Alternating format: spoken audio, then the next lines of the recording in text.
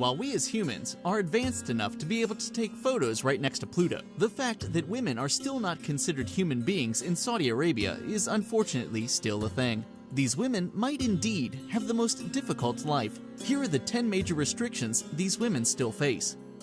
Top List presents 10 obnoxious things they still can't do. Number 10. Driving. Women aren't allowed to drive a car. Yes, sadly, it's true. It isn't by law, but by religious belief that forbids it.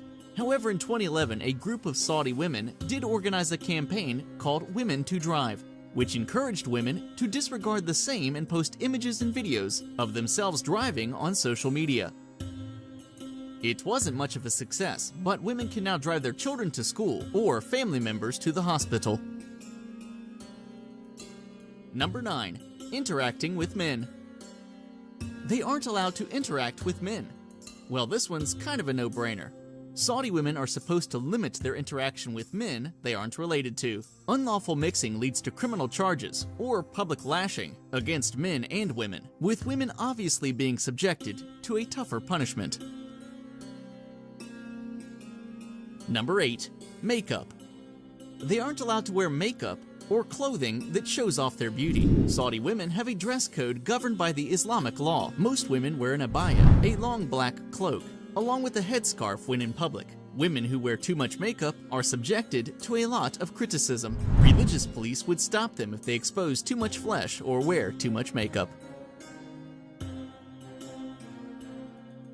Number 7. Trying on clothes. Continuing with Dowd's piece, the journalist also noted her guide's shock when asked if she could try a piece of clothing on.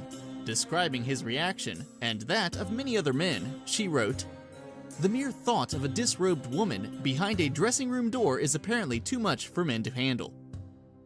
However, it could have been a lot worse for Dowd. If she had visited the country pre-2012 and wished to browse around the lingerie shop, her experience would have been highly uncomfortable. The reason? Only men could be employed. Thankfully, in 2012, King Abdullah finally put an end to the red faces of women and ruled that men working in places selling female garments should not be allowed. Number 6. Swimming. They aren't allowed to go for a swim. We really don't want to elaborate on this one. If they aren't allowed to try on clothes, how can they even put on a swimsuit and go for a swim? Actually, they are not allowed to use public swimming pools available to men and can only swim in private ones or female-only gyms and spas. Number 5. Open a bank account. Women are forbidden from traveling, conducting official business, or undergoing certain medical procedures without permission from their male guardian. While the number of women working and opening their own businesses is on the rise, they face continued small frictions, requiring the assistance of male guardians to do things as simple as opening a bank account. Number 4. Compete freely in sports. When Saudi women were first allowed to compete at the Olympic Games in 2012, the moral uproar it caused in their homeland led many to label the women prostitutes due to their beliefs that women should not participate in any sport. As such, those who were brave enough to compete and go against the long-winded rants of their countrymen were forced to have a male guardian accompanying them, as well as wear a Sharia-compliant sports kit that covered their hair. Number 3. Women's loyalty. During a cultural festival in Riyadh, 3 Emirates were taken out on the grounds that they were too handsome and that the commission members feared female visitors would fall for them. One of the men, who was deported from Saudi Arabia for being too sexy, was identified as Omar Borkan Al-Ghala. After the incident, the Facebook page for Omar, who had about 800,000 followers, disappeared for unknown reasons.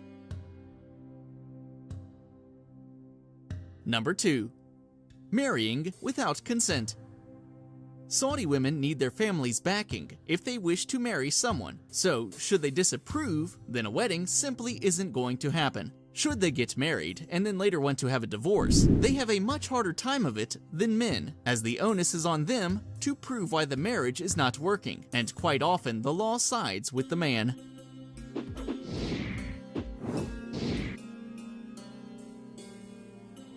Before we move on to number 1, if you're not yet subscribed, click the subscribe button and click this YouTube notification bell next to the subscribe button. Number 1. Voting. 2015 was the first year that Saudi women could stand for or vote in municipal elections, which gave them limited power in the council positions. Ultimate power still lies with the king of the country. Women cannot stand for or vote for higher positions of governance, although the previous king did appoint 30 women to the country's top advisory Shura Council. While campaigning in the local elections, female candidates have had to speak behind a partition or be represented by a man. There are very few elections within the country anyway, but things are slowly changing. So, what did you think of the list? If you live in any of these countries, have you seen any changes going on? Let us know in the comments down below. Don't forget to like this video, drop us a comment, and share with your friends. And while you're at it, don't forget to subscribe to Top List, and click the bell button to stay up to date with all our amazing videos. Thanks for watching. I'll see you next time on Top List.